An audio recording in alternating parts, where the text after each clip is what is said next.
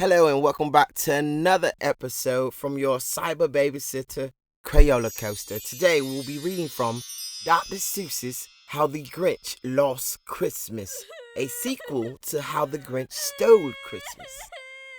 If you have a copy, feel free to pull your copy out and read along. Up high on Mount Crumpet, just north of the Who's, a Who just delivered the day's Whoville news.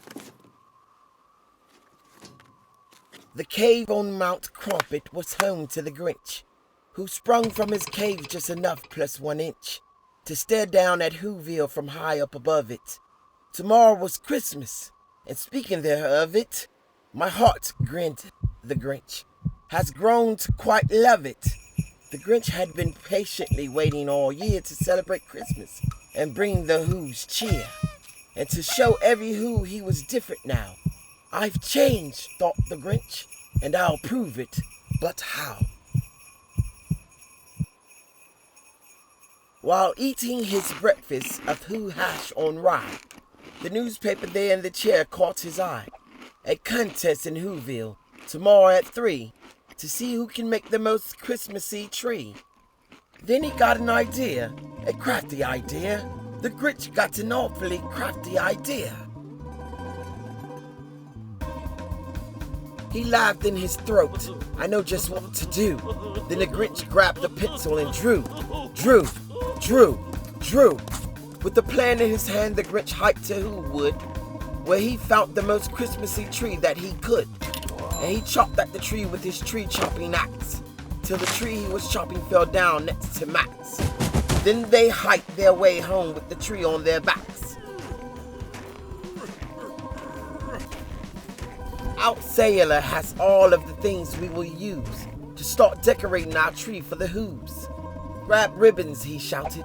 Grab bunches of bows. Grab plenty of these and a big pile of those. Bring everything reddish and everything greenish and every last colorful thing in betweenish. I'll win. He was Grinchishly humming. Then all of a sudden he heard someone coming. Now who could that be? The Grinch said with a sneer. He turned around fast, and then who should it be? Right there in the hallway stood Cindy Lou. Who? The sweetest of all the Who's that he knew. Hello, she exclaimed. I have something to ask. I do hope it isn't a bothersome task. I've come here to ask a small favor, you see, and if you have time and could make one for me. The Grinch interrupted her tiny request. My dear, he replied, it would really be best to ask me tomorrow on Christmas, you see. Right now I must finish my prize-winning tree.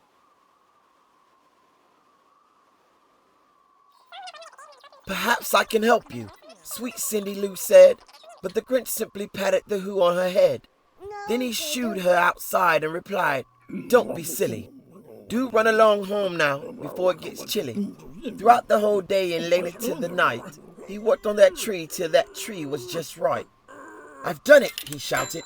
It's perfectly grand.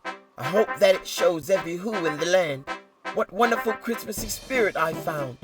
I know in my heart that I'm sure to be crowned.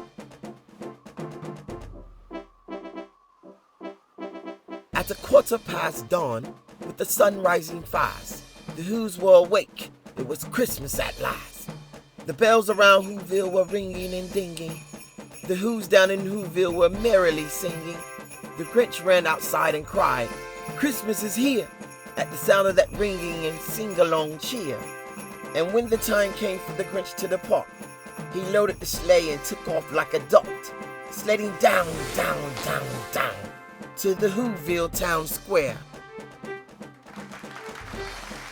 Contestants, the Grinch heard the mayor declare, it's time for the judges to judge all of your trees.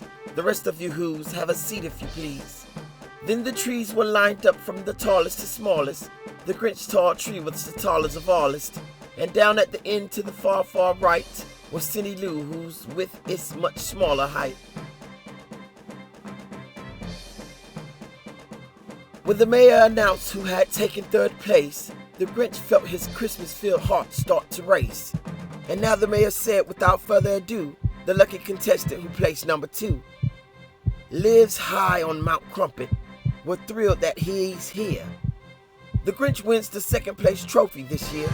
The Grinch felt a shock as his heart turned ice cold.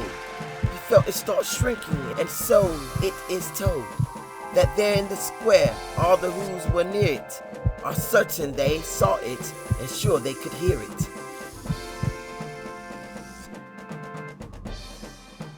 The moment the Grinch lost his Christmassy spirit, his arms started itching, his legs started twitching, then both his eyes started twitching and itching, and that Christmas-filled heart, well, it shrank down. I've been robbed, the Grinch snarled, and I'm through with this town. The Grinch stuffed his tree in his ramshackle sleigh. Then he lunged it and tugged it and hauled it away as Max tried his hardest to get him to stay. The Who's were all speechless, unsure what to say. The Grinch climbed and climbed as his heart grew more frozen. While back at the contest, a winner was chosen. Today, on the merriest day in the land, the mayor declared with his Who horn in hand, I give you our winner. She's not more than 3. It's Cindy Lou, who has made the best tree. The Who girl had asked every Who there that day to make her ornament she could display. To celebrate Whoville and everyone in it, she'd entered the contest, not thinking she'd win it. The Grinch heard the mayor from high on the peak. Then Cindy Lou, who grabbed the Who horn to speak. I wanted to make all of Whoville a tree, with ornaments each of you Who's made for me.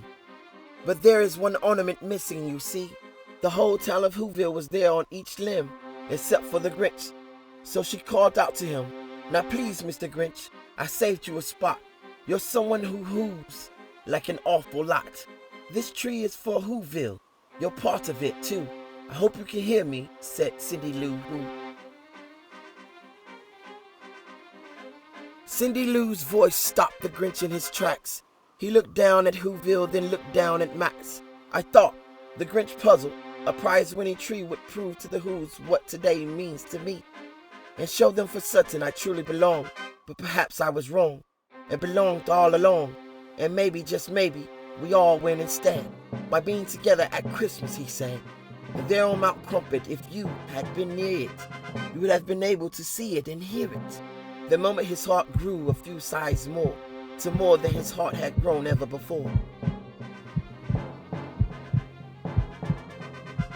At what happened then? Well, in Whoville they say that the Grinch and his dog wheezed back down on that sleigh.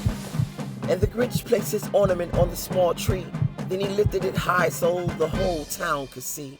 The Who's all hooray, and they jumped to their feet as the Grinch grinned and said, now our tree is complete. Then the mayor declared, we have one thing to do to make it official for Cindy Lou Who. Would you do the honors, he pointed and said, and the Grinch, he himself placed the crown on her head. The end. And thank you again for joining and reading along. Until next episode, I'll see you then. Bye.